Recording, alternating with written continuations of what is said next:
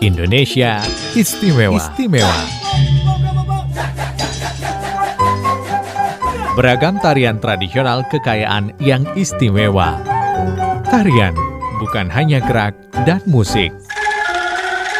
Tarian tradisional syarat dengan nilai-nilai bermakna bagi kehidupan. Mari mengenal tarian tradisional di Indonesia.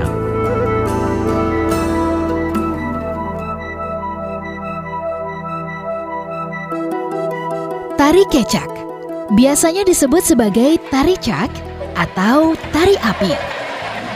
Ini merupakan tarian pertunjukan massal atau hiburan dan cenderung sebagai seni drama dan tari atau sendra tari.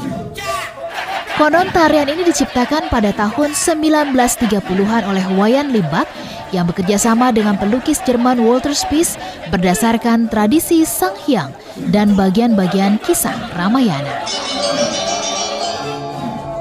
Wayan Limbach mempopulerkan tari ini saat berkeliling dunia bersama rombongan penari Balinya.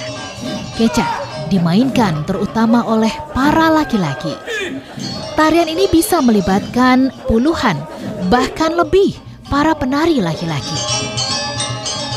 Mereka duduk melingkar dengan irama tertentu menyerukan cak sembari mengangkat kedua lengan. Ini menggambarkan kisah Ramayana saat barisan kera membantu Rama melawan Rahwana. Kecak berasal dari ritual Sanghyang, yaitu tradisi tarian yang penarinya berada pada kondisi tidak sadar. Mereka melakukan komunikasi dengan Tuhan atau roh para leluhur dan kemudian menyampaikan harapan-harapannya kepada masyarakat. Para penari yang duduk melingkar mengenakan kain kotak-kotak seperti papan catur melingkari pinggang mereka. Selain para penari yang duduk membentuk lingkaran, ada pula para penari lain yang memerankan tokoh-tokoh Ramayana seperti Rama, Sinta, Rahwana, Hanuman, dan Sugriwa. Lagu tari kecak diambil dari ritual tarian Sanghyang dan tidak menggunakan alat musik.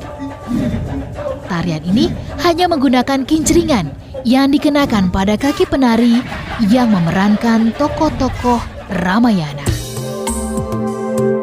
Tarian adalah keindahan, kecintaan, semangat, dan kepedulian.